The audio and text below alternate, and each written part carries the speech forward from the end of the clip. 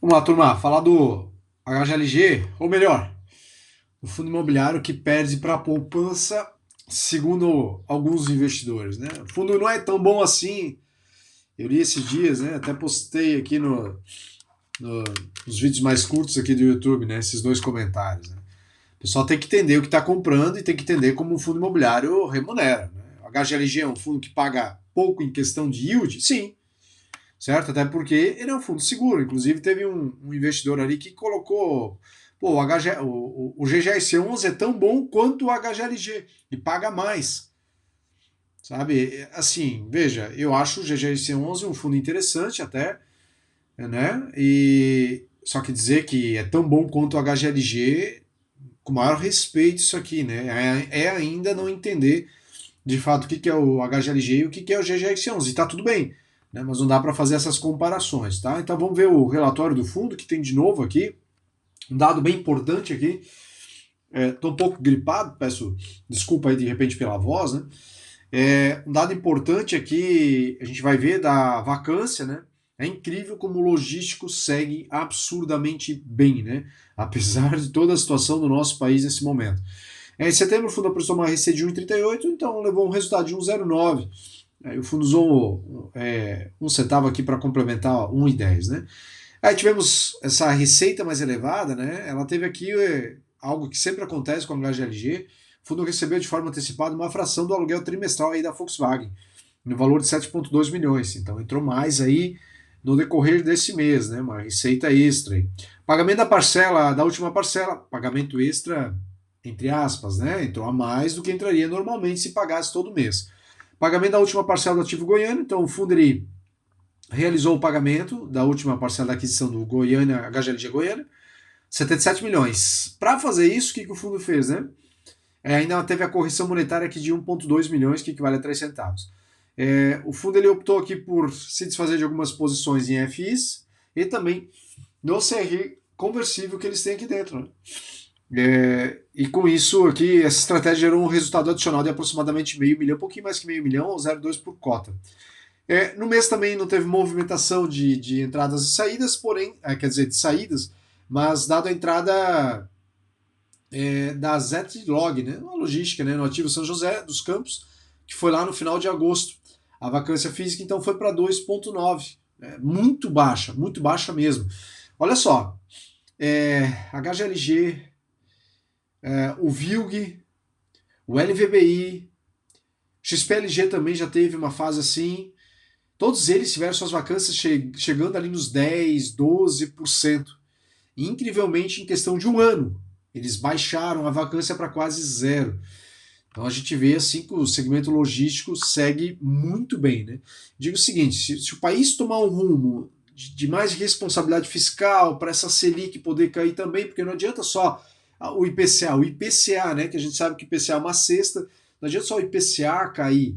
Eu entendo que para a Selic de fato cair mesmo, tem que ter uma confiança, né, nessa questão fiscal do país.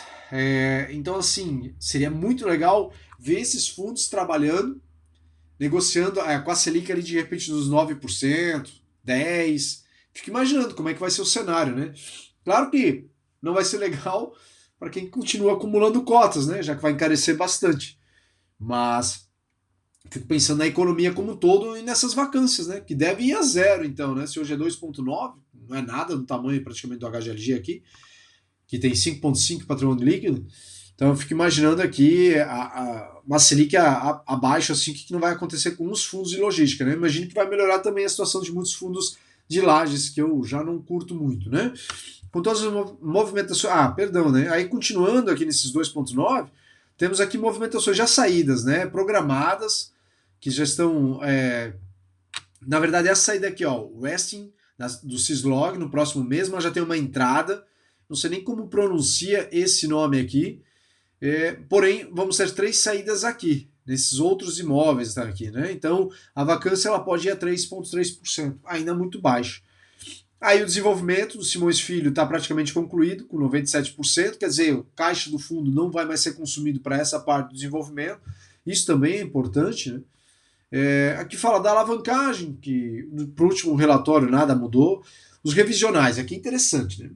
Revisional HGLG Goiânia. Eu lembro que quando o fundo realizou a compra, com o cap de 7,8, teve chiadeira por alguns investidores, né?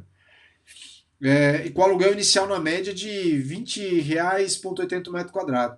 Sendo que a gestão sempre tratou esse imóvel como imóvel premium, né? De alta qualidade, alto padrão construtivo aqui, né?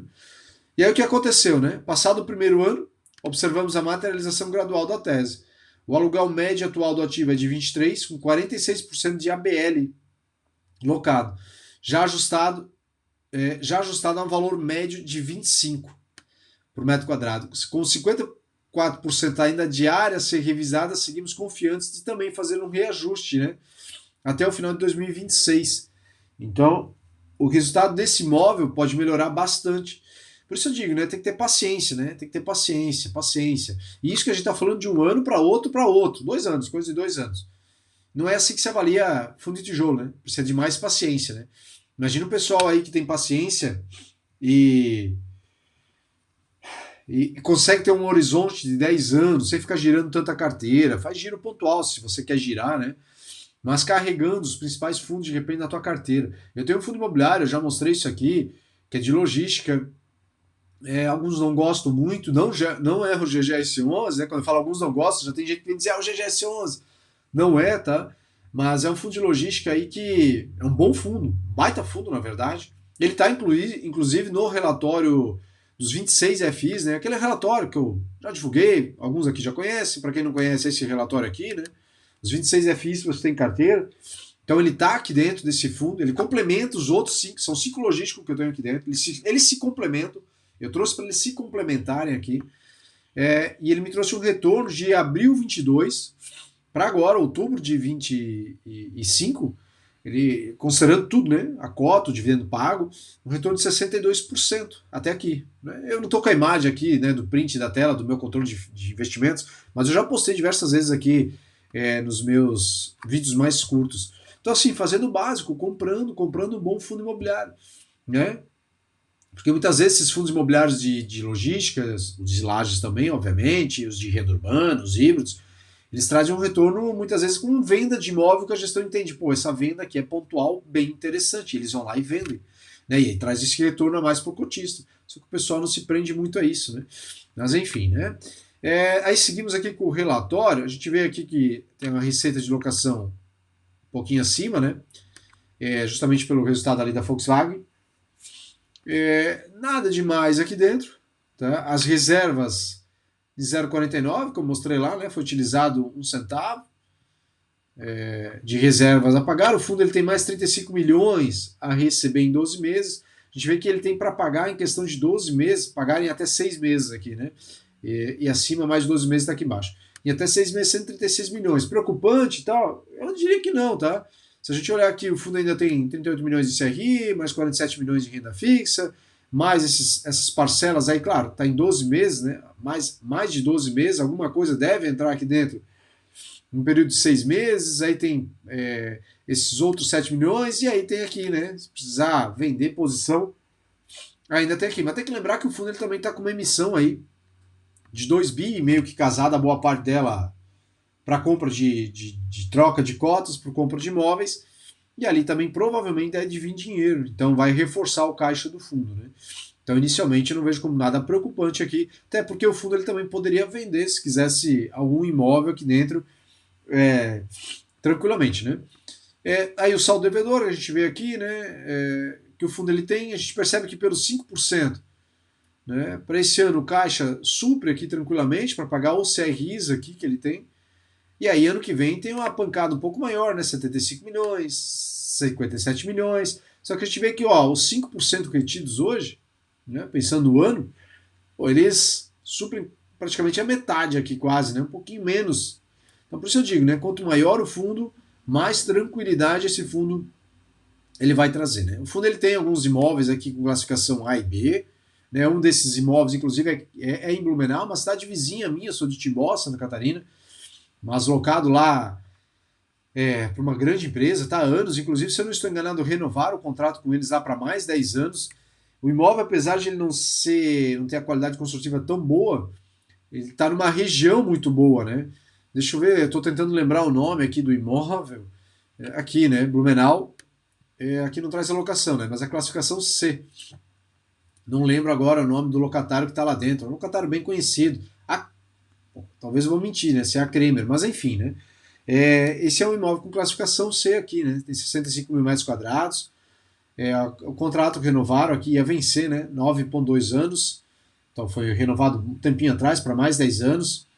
E é um imóvel que, apesar de ser classificado dessa forma aqui, ele é importante para a empresa e é irreplicável ali. Então, se alguém quiser construir um imóvel novo no entorno, não tem, não dá para construir. Então, teria que derrubar esse imóvel aqui e construir um novo, né? Para, vamos supor, colocar uma classificação AAA aqui, né? Então, é um imóvel muito bom. Mas o HGLG ele tem esses imóveis assim, né? Que não são classificados ainda como A, não que seja ruim, né? Por isso sempre tem que ver a localização desses imóveis, né? Então, esse é o resumo que a gente tem aqui para o HGLG. A gente vê que em questão de vacância representa 0,04, carências e descontos, né? Que é sempre normal dar uma carência e desconto aqui para o locatário, com contratos novos, para ele se ajustando e tudo mais. Então tem mais receita para entrar aqui no fundo, né? E o pessoal que, vou repetir aqui, né? O pessoal que disse que o fundo paga 1,10 há muito tempo. Busca lá atrás, olhar quanto o fundo pagava de recorrente e quanto ele paga hoje. Eu já mostrei em outro vídeo aqui, tá? E esse é o imóvel, né? Está praticamente concluído. Um baita imóvel, né? Eu acho muito massa esses galpões logísticos aqui. Está praticamente pronto. Valor total estimado e o HGLG desenvolveu, né? Então, se um dia ele quiser vender isso aqui, ele traz um retorno ainda maior aqui para o fundo, né? E aqui as posições nos fundos que ele tem, né? Reduziu aqui de 5,5 para 5, né? Até para pagar a obrigação lá que eu mostrei para vocês. Mas o mais é isso, né? O HGLG é aquele fundo que o yield não vai trazer alto, mas é aquele fundo que fica tranquilo, né? Tu toca a tua vida, tu vive literalmente do aluguel. E conforme ele for crescendo, vai ficar ainda mais tranquilo.